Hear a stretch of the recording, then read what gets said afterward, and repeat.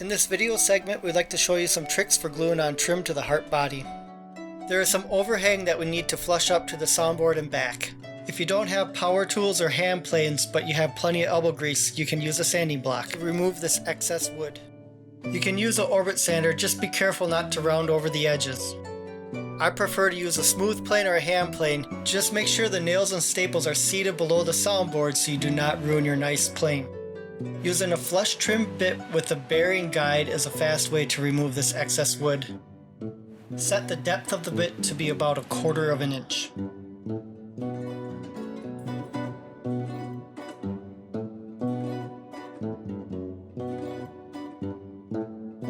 I like to do a climb cut first, which is going clockwise, and then I like to finish off going counterclockwise. Using a dowel backed with some leather, I like to use some sandpaper to clean up the inside edges of the sound holes. Since it is hard to sand the back and soundboard after the trim is glued on, I like to sand up to 150 grit before gluing on the trim on both the back and soundboard. I prefer to use orbit sanders for this task. Sandpaper backed by sanding blocks will work, it just takes a little bit more elbow grease. This is exaggerated, but don't round over the edges. You want to clean up any overhang that you have near the base and the top block. There are several different tools that you can use to do this.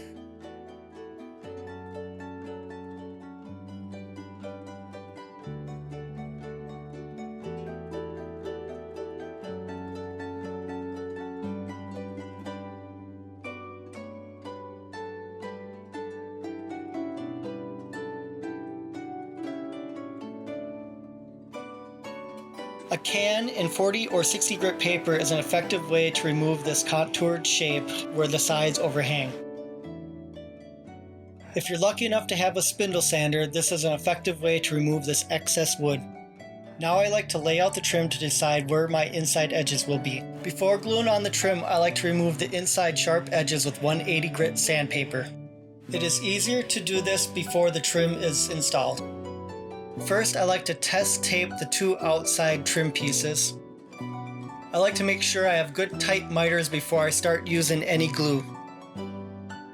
With the two outer trim pieces secured with tape, I like to butt up the bottom trim to see if the miter is tight. As you can see, I have a slight gap here.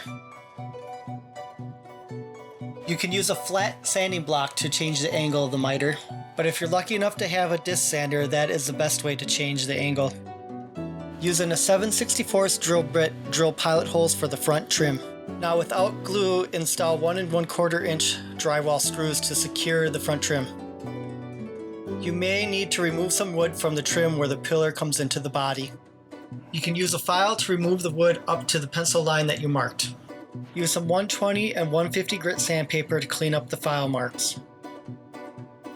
Now I like to mark the excess overhang of the two side trim pieces. I find it easier to remove this excess wood before the trim is glued on.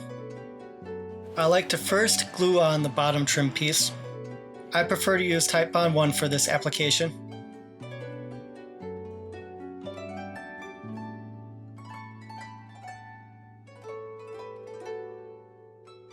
You may want to clean up any excess glue. I like to use veneer glue for the two side trim pieces, but Titebond 1 will also work for this application. I like to start by pulling the miter joints together with some tape. With masking tape spaced about 1 inch apart, I like to secure the trim joint along the whole length of the sides. It is nice to use a little block to push the tape up to the corner of the trim.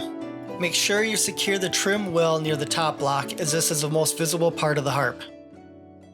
Using just tape will suffice, but I also like to use cam clamps on top of the tape. This does take a lot of clamps, but you do end up with a better trim install. I like to use the same processes for installing the trim on the back.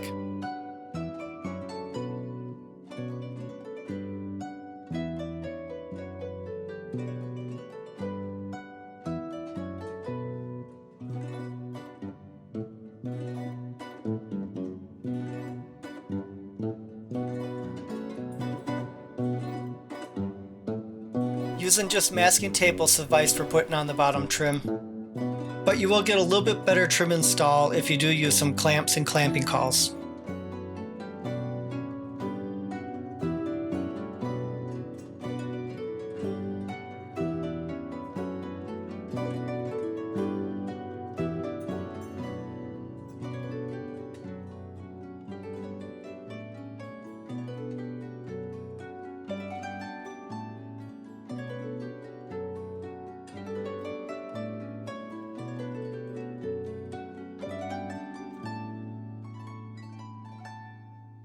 It is better to remove the masking tape sooner rather than later. The longer that the masking tape stays, the greater chance that there is that you will tear out wood taken off the masking tape. Now is a good time to practice your 3-point shot. Almost.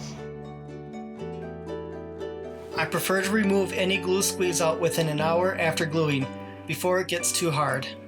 I purposely dull a chisel for this task. A dull chisel will remove the glue but not dig into the wood.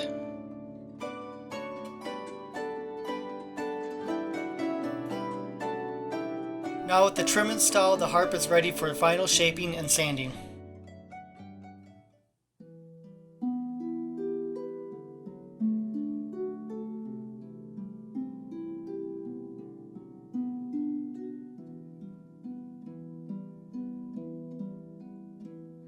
Alas, my love, you do me wrong to cast me off discourteously, and